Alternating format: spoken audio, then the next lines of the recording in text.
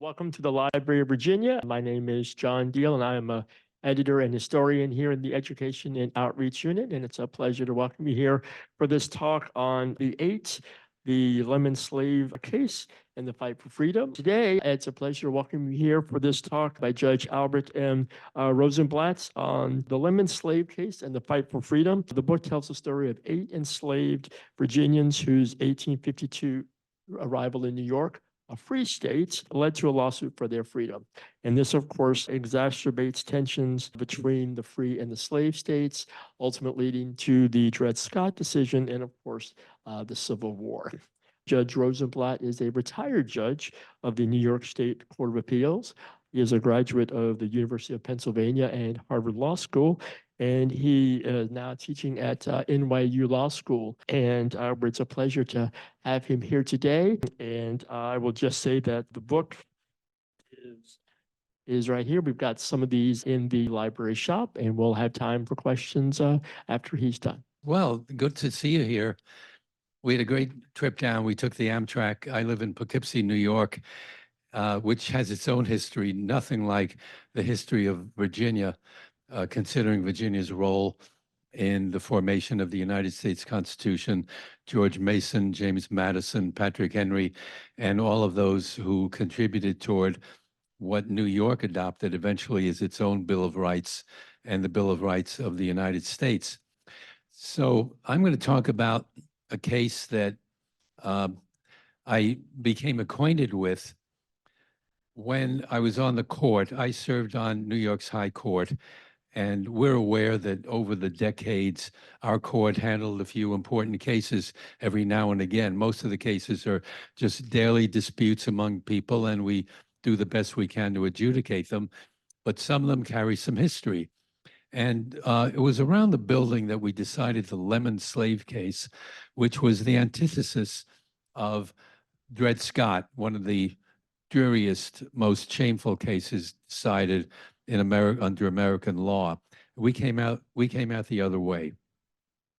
So given that our court had decided it, I thought I would actually read it and find out what the case was really all about. I took an interest in the Lemmon case because our court had decided it, and I didn't know too much about it. But when I read it, not easy reading, by the way, it's written in 1860 prose. Judges today pride themselves on writing with clarity. Not in those days. Some of those sentences were paragraph after paragraph with clauses on inside of clauses and so forth. But eventually I fought my way through it, and more importantly, came to realize that this case was not an abstraction in law, but about real people, and began to dig and learn about the real people. And it involves, I'll just tell you in a tiny nutshell, the case involves a lawsuit in which 8 enslaved people were traveling through New York on their way to a slave state, on the way to Texas. And when the abolitionists found out about it, they brought a lawsuit. They brought the 8 in front of a judge, along with the owners, and the judge had to decide for the first time in American history, are enslaved people free when they set foot in a free state like New York? And that's what made the Lemmon case interesting and fascinating and groundbreaking. But before turning to that, I thought it would be interesting to give you a bit of a time frame bookend so that some people function well when they have dates and understand the era involved in here. So just absorb that for a couple of minutes and you get the idea of the era.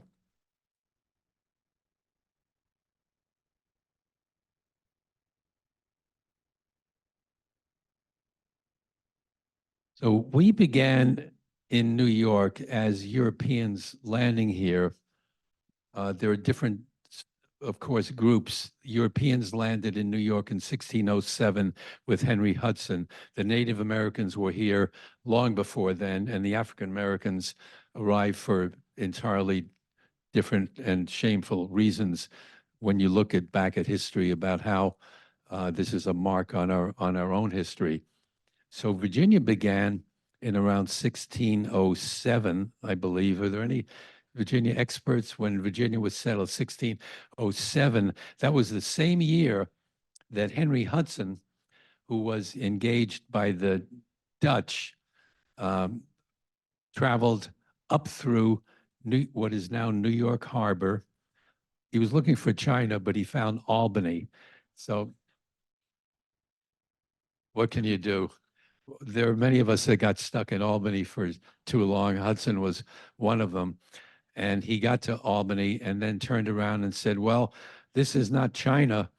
And I know I was sent looking for spices and great stuff like that. But what I found was something very interesting. He found Native Americans who traded in beaver.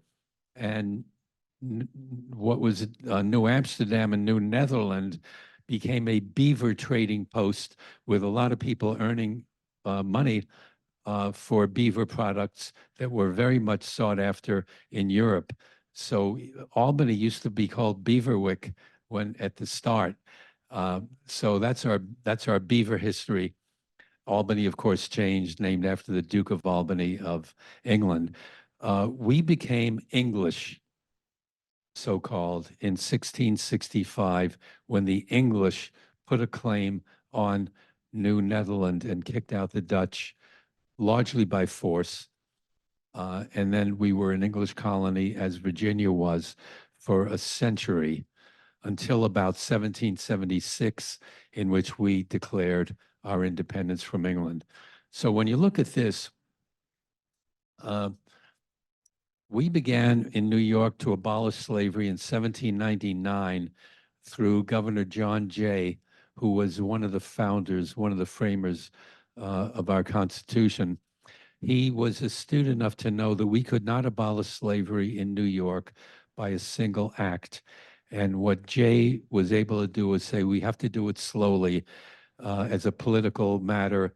And he was astute enough to know that if he had gradual abolition of slavery, it would go down better among the public and the politicians. So the last slave in New York was freed on July 4th, which has a symbolic ring to it, 1827. 25 years later, the Lemmon case was decided. It worked its way up through the courts until 1860. And a year later,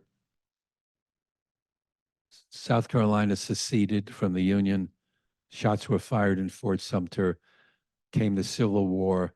And what was previously the abolition of slavery in some states was resulted in the 14th, 13th, 14th, and 15th Amendment that declared constitutionally that slavery was in an end. So I'm going to now talk a little bit about the Lemmon case itself and how that came up through the courts. We can be a little bit intimate here. This is not that large a group. If anyone wants to come up closer, that's fine. If you want to stay near the exits, which is customary, that's fine too. But if anybody has any comments at this point about the time span and the history or anything to add to what I've said so far, just, raise your hand. We have teachers in the room, historians, so feel free. It's not an interruption, but we can make it somewhat of a, a conversation. So feel free anytime. All right, so I'm going to now go through the Lemmon case itself and tell you how this developed. Those of us in New York who naively and wrongly think that New York was a bastion of freedom and did not have slavery are easily proven wrong. We had slavery in New York at the time of the United States Constitution when it was drafted in Philadelphia in 1787.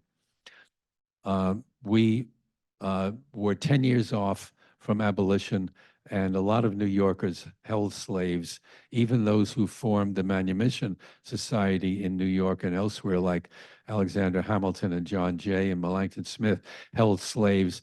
As manumitionists, they wanted to have the slaves educated so that when they became free, they would function better as citizens. But this is not untypical. This is an ad in a New York newspaper offering a reward for an escaped enslaved. I was struck when I was doing my research by the cultural patterns in servitude. And what struck me particularly was that there was miscegenation rampant by way of rape, in which owners and their friends would have access to the females in the barracks, in the slave quarters, and would, very much in the interests of slavery, increase the slave population. The United States Constitution provided that the importation of slaves would stop in 1807, but that didn't stop slavery. It only stopped importation. And slavery continued even more robustly by way of increase of the slave population through crossbreeding and reproduction, in which the women were abused, sexually abused, resulting in more children, more enslaved, because the plight of the child followed the mother, not the father. So that if, for example, somebody's a slave owner, big time plantation, very wealthy, invites his friends over, say, oh yeah, come on, go over to the slave quarters, help yourself, senator. The child, the offspring, would not be the child of the senator. The offspring would be recognized as the child of the slave. That's how slavery was perpetuated. So what surprised me was the intimacy that existed in pictures like that. White children nursed by African-American Black women. And these pictures are among, when you go on the internet and you look around, you see pictures like that, and you say, well, that's really interesting. I guess we could discuss what it means and what to make of it, but it's just a fascinating visually.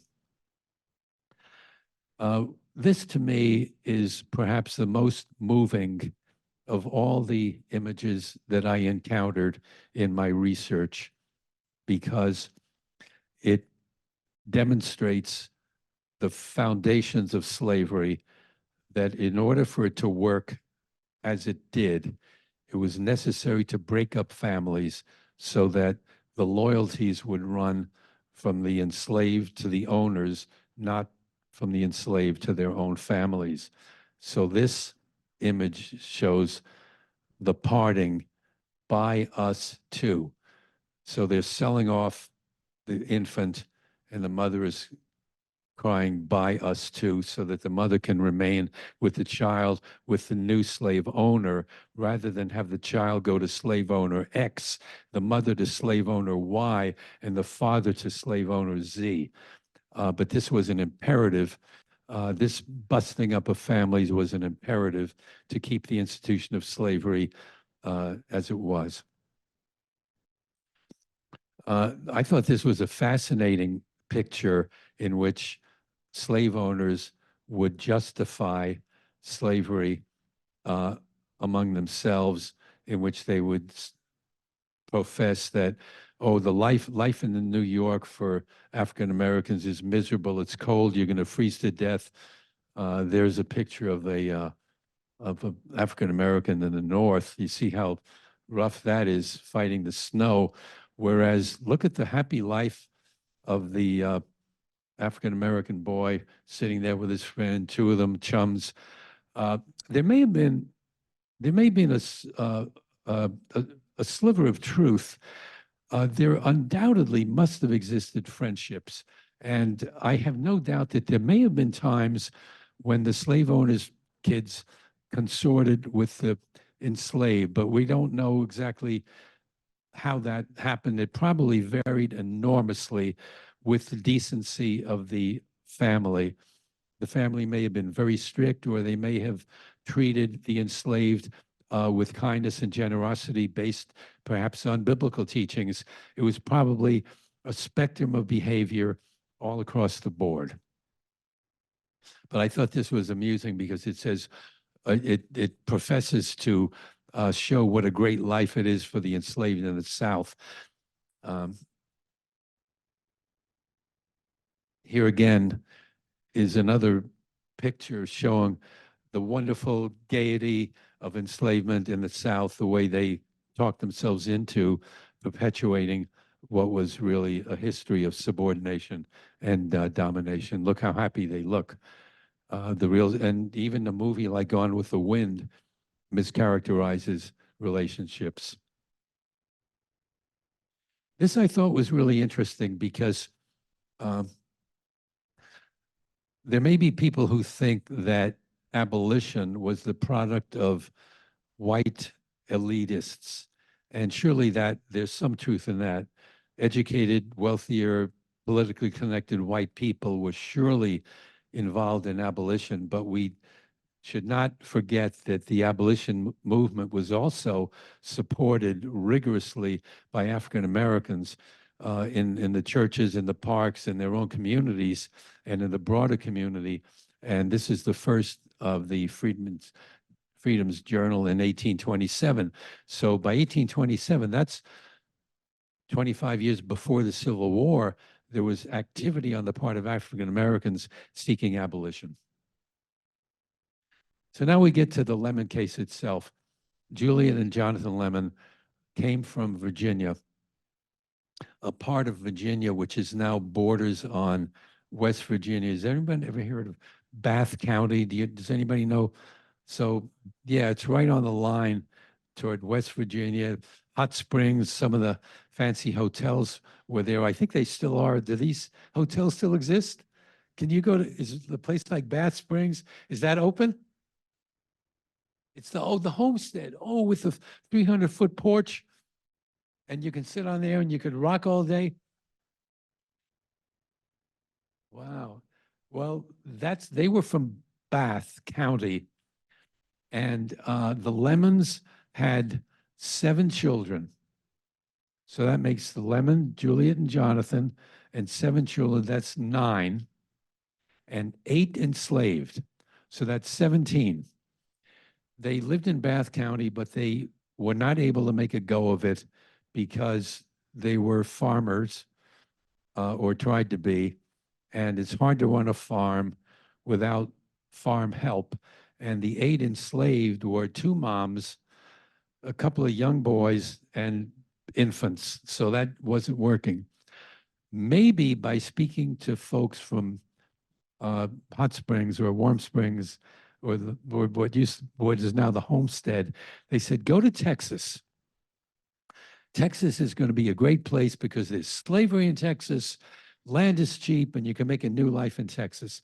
So they said, okay, we're going to pick up and go to Texas.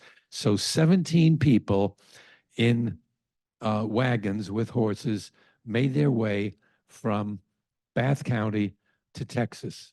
How do you get from Bath County to Texas in 1852? Well, you cannot get on the highway and drive there in a few hours. And here, just let me show you what it would have been like. There's Texas beckoning. Now, this is the, has anybody ever heard of the 3-notched road? Really, you have? It's still there. There's a 3-notched, yeah, really. So there's a 3-notched cola, and I think maybe 3-notched tobacco named after this road. But think of what that was like to travel with 17 people and maybe 4 wagons. So hence we have people with names like wagoner and wheelwright, because these were professions, because the modes of transportation would have been breaking down. And I thought this was incredible to get this picture. I was able to get it, on the internet. You can do anything. You get a friendly reference librarian and you can get pretty much anything. So there's that picture. And before getting to Erastus Culver, let me take a little detour here and tell you that I had an editor who said, well, Al, you've gotten us from one side of Virginia to the other. want to give me 10 pages about what life was like along the way. So I was able to contact librarians in a lot of the towns across Virginia along what is now a major highway, what used to be the Three-Notch Road.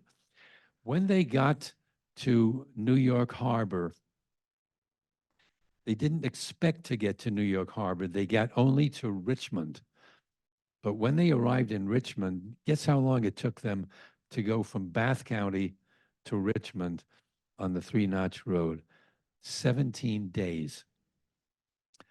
And we're able now, even at this hour, to find records of where they may have stopped, because the census records would show owners of locations along the way that would have had accommodations for the owners and accommodations for the enslaved. They would not have been bunked under the same roof, obviously, because the laws were so strict at that time. So when they get to Richmond, on their way to Texas, they had planned to go from Richmond down to along the Atlantic coast to New Orleans, from New Orleans inland to Texas.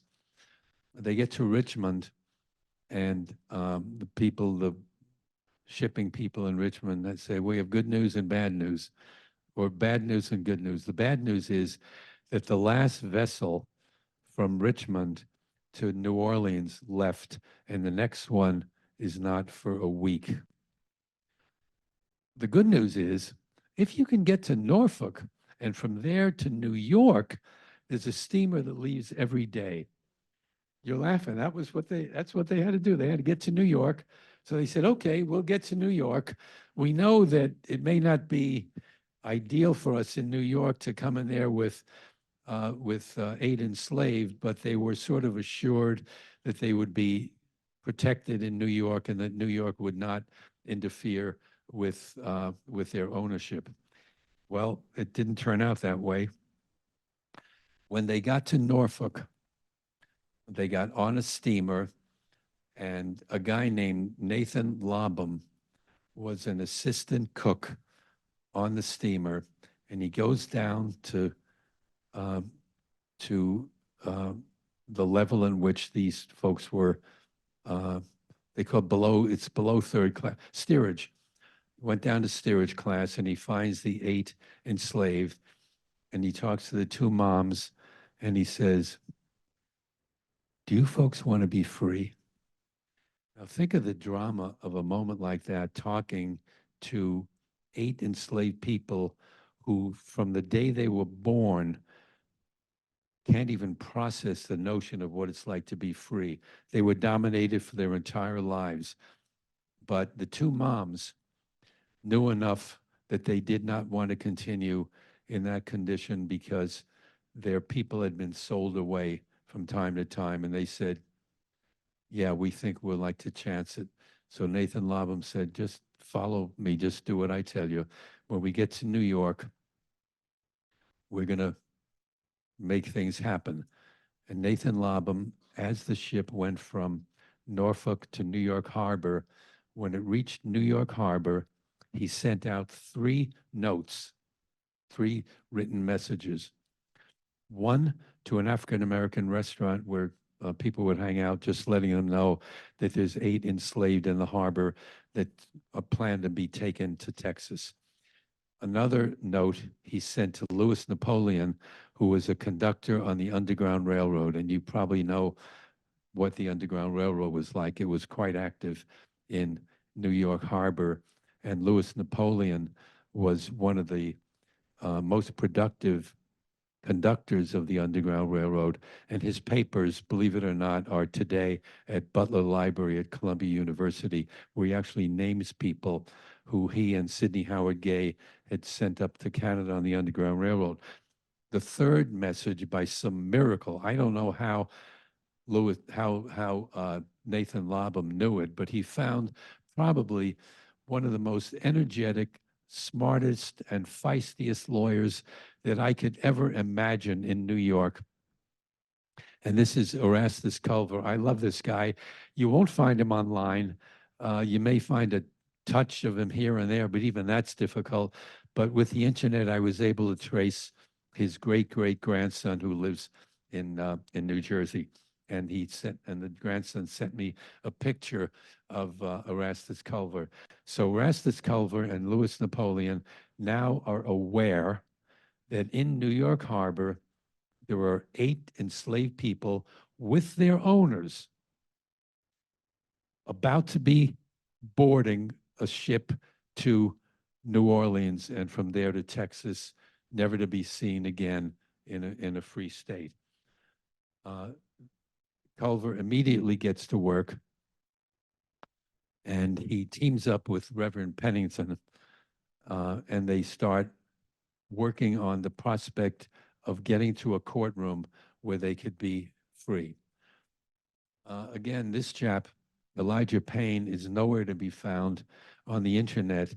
If you look for Elijah Payne on the internet, either in your vest pocket iPhones or at your desk computer, you'll find his father. You won't find him. So obscure is he.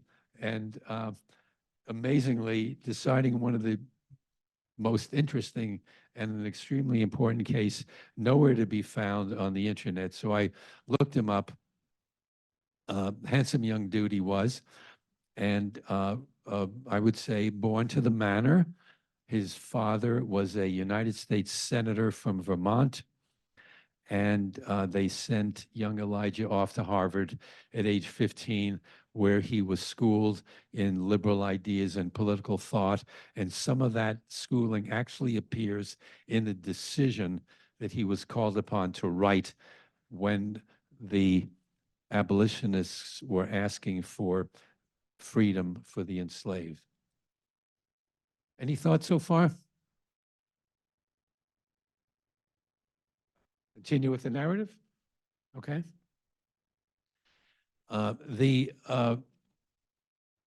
He heard the case, and the courtroom was loaded. There was an overflow crowd. As you can imagine, the courtroom was filled with free African Americans because there were a lot of free former slaves in New York and with abolitionists. And this case, although hardly anybody heard of it today, you might find it in Eric Foner's book or in a historian's book, but the Lemmon case is not known today at all. But in 1852, when this was happening, it was in newspapers all across the country. And if you subscribe to a thing called archival newspapers, as I did for $89.50, well worth it, you get dozens and dozens of newspapers that were carrying the Lemmon Slave Case day after day after day. And the people in the South were outraged at the idea that slave owners could actually be detained in New York and that New York could take temporary custody of the enslaved and make a ruling on whether the enslaved should be able to go free or not. This was shocking. And the editorial writers in the southern states would say, this is an outrage. If New Yorkers come to South Carolina or Georgia and the like and Virginia, we don't grab their horses, we don't grab their belongings, we don't grab their shirts and shoes. What right does New York have to detain what we own? And so the argument in court was, although today we find this argument shocking, in 1852, it was unprecedented, never decided before. The arguments go something like this. The judge brings them all into court, including the owners, by way of a writ of habeas corpus. Habeas corpus is a Latin word that is a writ that is still used today.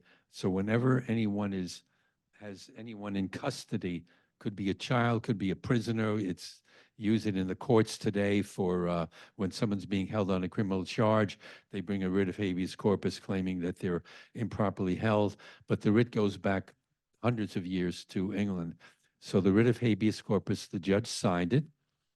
That means only that the judge hears why the owner should be able to maintain custody of the people over whom he has custody. And the judge says, all right, the lawyers for both sides come in, very good lawyers for the Lemmons, for the slave owners, top lawyers in New York. And they say, New York has no right to do this. We have title. Here's our deed. We have ownership, and you cannot in New York take away what we own any more than you could take our horses or our shoes or our hats or anything else. The lawyers for the enslaved came in, including Erastus Culver, saying that New York does not recognize property in human beings. The Virginia law is good in Virginia, but we will not apply it in New York. These kinds of cases still go on today under full faith and credit. Whether one state applies the law of another is still litigated depending on the facts, not with slavery, of course, but in different settings. And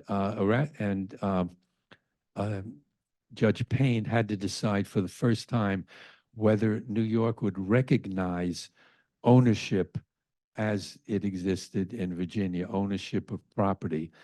And he wrote a decision, which you could find online if anyone wants to chase it down, declaring that New York would not recognize ownership in human beings. And he cited the political science tracts, history, and in a very, very learned 10 or 15-page decision. That was not the end of it because it's a low court. That was the lowest court in New York. It was a trial level court. From there, it had to go to an appeal court up through the appellate process. Ultimately, the South wanted this case to go to the U.S. Supreme Court, which, as you might guess, would have found unquestionably for the slave owners. It never got there because the Civil War intervened, but there's little doubt in my mind that the U.S. Supreme Court would have reversed the ruling of Judge Payne and the ruling ultimately of my court. It went up beyond, after Judge Payne decided, what do you think happened with the enslaved? The enslaved are on the ship, they're on a ship, and they're expecting to go on the next ship, which is going to take them to New Orleans. Next thing you know, a carriage pulls up and the carriage says, okay, get on board here. We're going to take you to the next ship and that'll take you to New Orleans. So they all board on the carriage. The carriage does not take them to the next ship. It takes them to dry land, puts them on Carlisle Street in New York and says, see you around.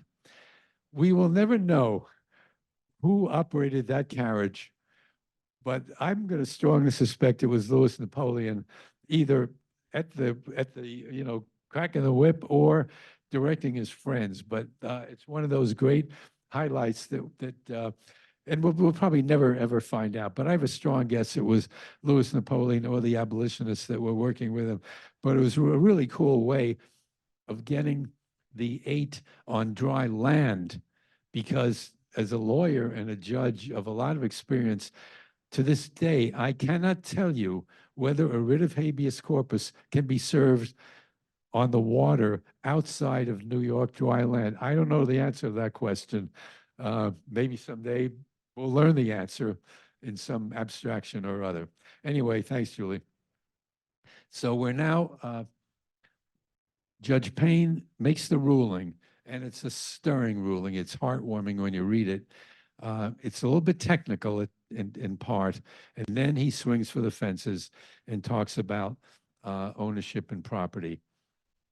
As soon as he rules, a loud cheer goes up in the courtroom, and at that point, the Reverend Pennington and Louis Napoleon say to the 8 enslaved, you better get out of town. 2 reasons. One, this is the beginning of the case, not the end. This is a low court that made this ruling. It's going to be appealed all the way up through the New York courts. We don't know what the higher courts in New York were going to do. And ultimately to the United States Supreme Court. So you guys, you better get out of here. They put him on the Underground Railroad. The second reason why they had to get out of town was because under federal law, there were federal slave catchers who would have scooped these people up and sent them back to slavery without a doubt. The federal commissioners and the federal laws were powerfully pro-slavery. And that's something else that shocked me when I came to appreciate how the Congress was so dominated by slavery interests. Can anybody put together why the United States Congress was dominated by slave power and why the slave power had all the muscle under United States law? The 3/5 clause. The 3/5 clause. Do you know what that power that gave the South? It meant for every 500,000 slaves that there were 300,000 were counted for purposes of representation in the House of Representatives. Oh my, oh my. So it came down to the 3/5 clause, which was a compromise in 1787 in Philadelphia. So at this point, Pennington and Napoleon get the 8 out of New York onto the Underground Railroad and up to Buxton, Canada. So they were gone. The Lemmons were in the newspapers every day, and this is also a little bit shocking. The New York merchants who wanted to be friendly with Virginia merchants and sellers and producers felt so sorry for the Lemmon family because their enslaved were taken away that the merchants raised enough money to repay the Lemmon family for their loss. They wanted to maintain relations with the South because Southern cotton, corn, all the products, banking, wholesaling, retailing, did not want to impair the business relationships. So the newspapers said, well, look, the merchants have given the Lemmon family market value, $5,500, which was even more than market value for the enslaved. That was a fortune of money in those days. They said, why not raise some money for the 8 slaves? Because they're going to have to suffer cold winters. So the merchants passed their hat around again, and they raised $2 for the 8 enslaved. That shows you where New York was, the mercantile interests in New York were. I'm going to guess that if you were to take a vote of most people in New York, they would say, well, no, we're not for slavery. We don't like the idea. They weren't prepared to do a lot about it, and the merchants were prepared to do nothing about it, and they were the commercial interests. But there were abolitionists in New York who were ready to, to take on the good fight, people like Erastus Culver. So if anybody has a legal background in your own lives, you might ask yourself, the Lemmons are repaid, they're made whole, the enslaved are gone, what's left of the case? The short answer is nothing. And in most instances, this case would be dismissed as there's nothing left. No one has any standing anymore. The case is over. The parties are gone. The parties have settled. So incomes, yeah. It was brought on by the slaves against the Lemmons. The Lemmons were the defendants, slaves. Well, they were the lawyers, Culver and John Jay represented the enslaved, said these are our clients. And they, these were sharp guys. And they took on that duty. Needless to say, it was pro bono. They didn't, there was no money coming. The merchants certainly were not going to pay to have lawyers for the enslaved. So ask yourself now, what's left of this case? The short answer is nothing is left of it. In walks Virginia, and they say, the governor of Virginia and the attorney general of Virginia saying, we're here, we want to appeal this case to a higher court in New York, and we want to go up the appellate ladder in New York and ultimately perhaps to the United States Supreme Court.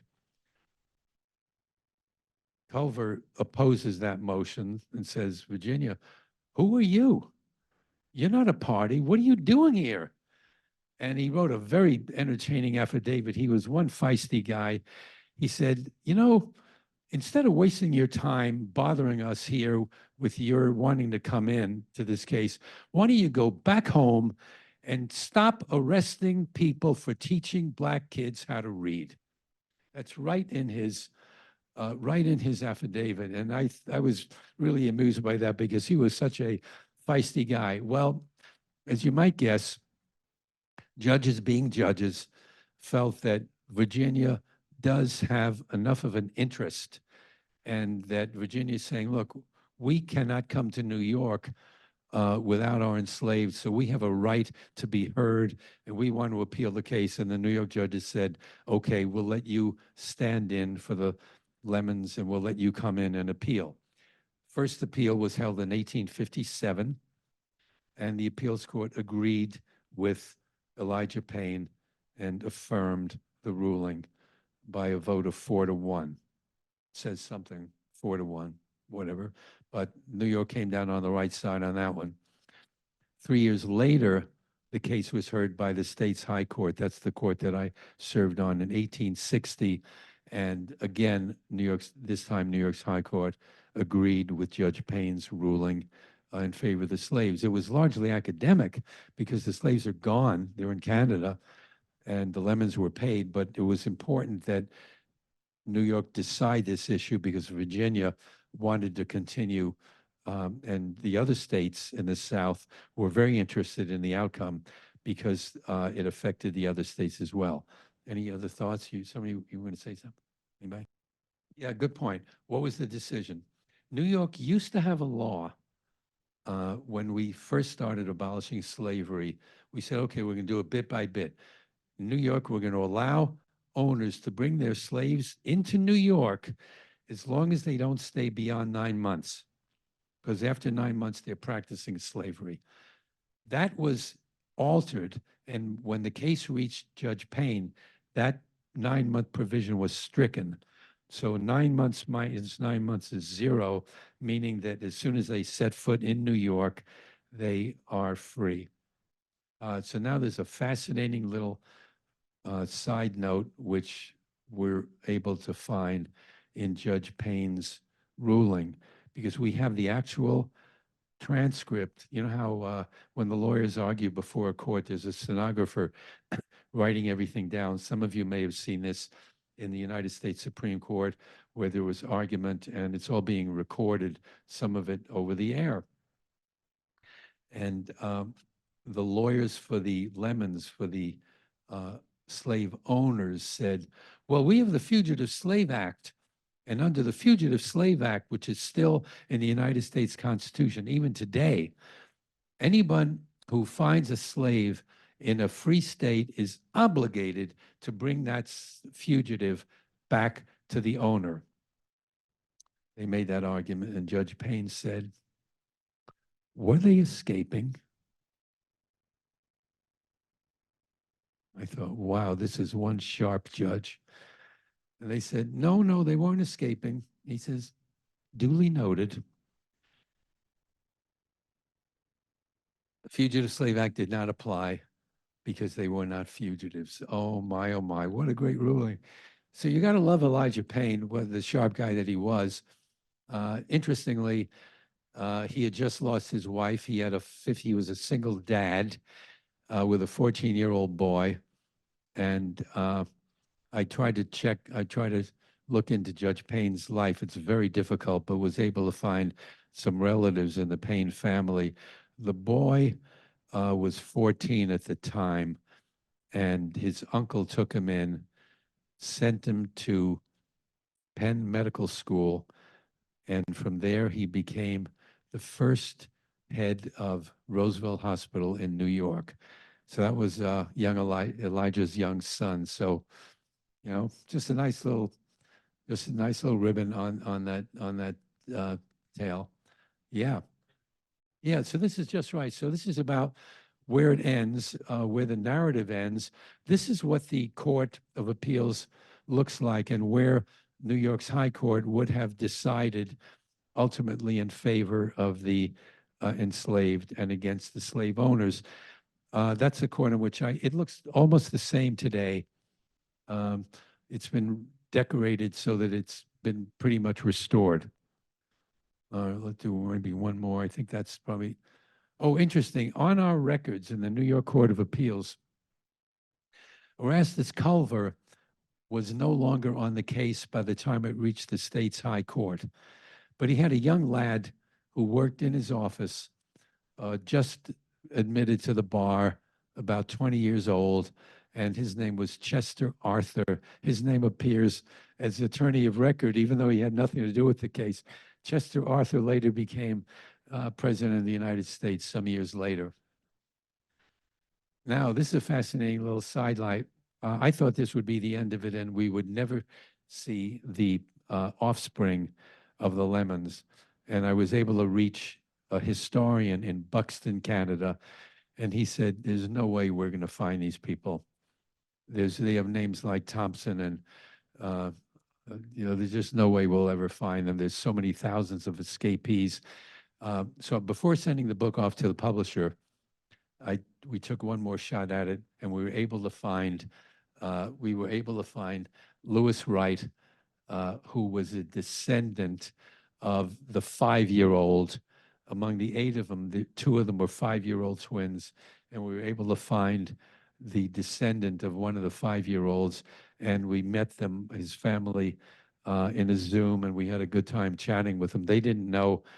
They knew that they were descended from Lewis Wright, but they didn't know they were part of the slave case and its extraordinary history. So there we are, and we can have some conversation here. Any other observations or comments or so forth? Yeah, madam. Okay. My question is this, because of the fact that they found Lewis Wright and the fact that they went to Canada and the case was known in the United States, was there any record of a group of people or any record of the case that would identify the 7 or 8 slaves? The 8 slaves in the Book of Negroes?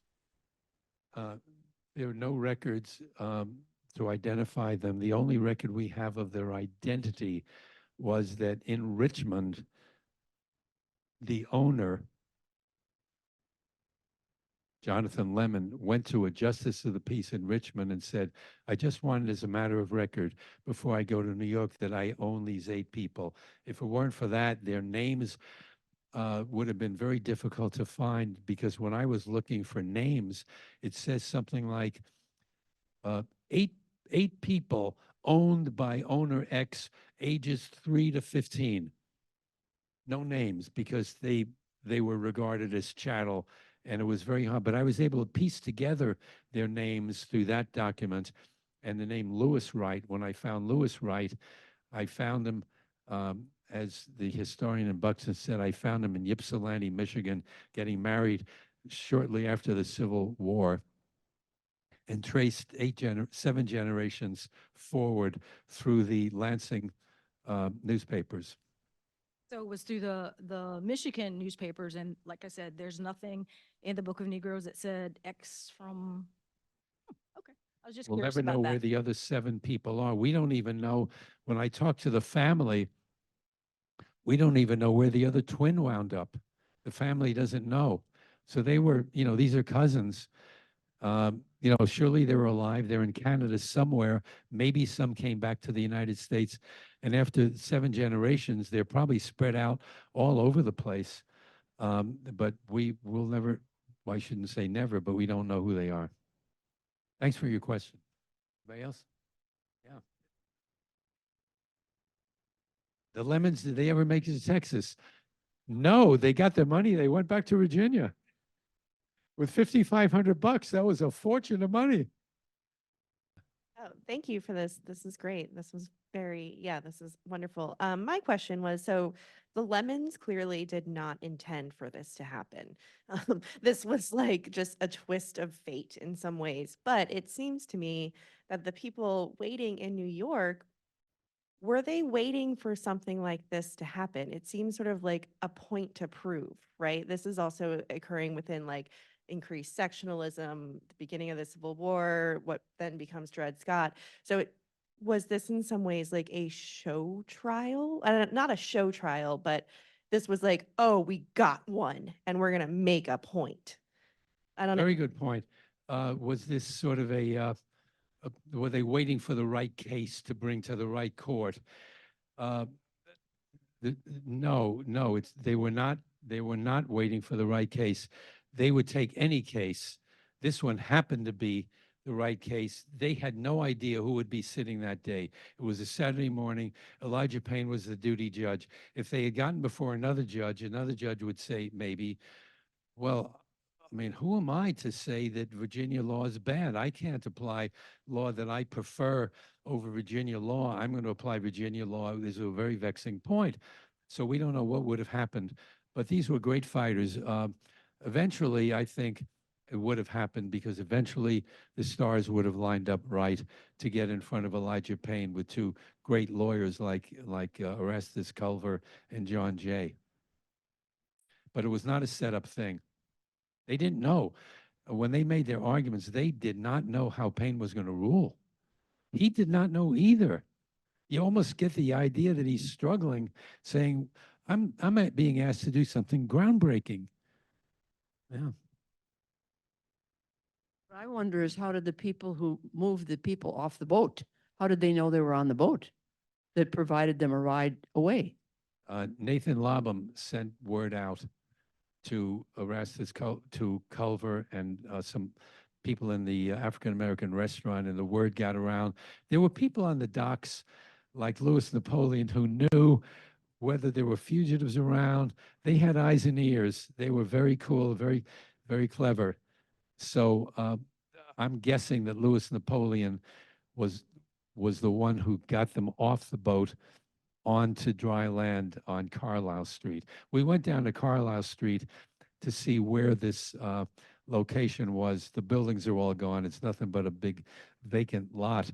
But we were able to find the address on Carlisle Street.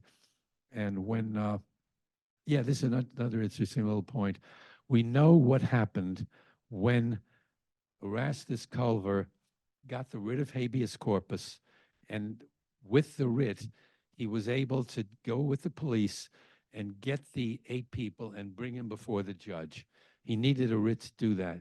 And Culver described in his own words what happened. The 8 of them were in a Dutch bakery on Carlisle Street, and Culver and the police officer go down into the bakery, and they see the 8 people, and the cop, who was not necessarily an abolitionist, got very rough and started, frightening them. And Culver says, "Officer, you better quiet down, or I'm going to have you taken out of here and replaced with another officer. These are my clients." Then he looks at Nancy, the second mom, and he says, "Nancy, we're here to help you. We are your friends." Then he says, "Nancy stood up like a Connecticut rolling pin and marched down to City Hall and went before the court." I don't know what a Connecticut rolling pin is. If anybody does, please explain it.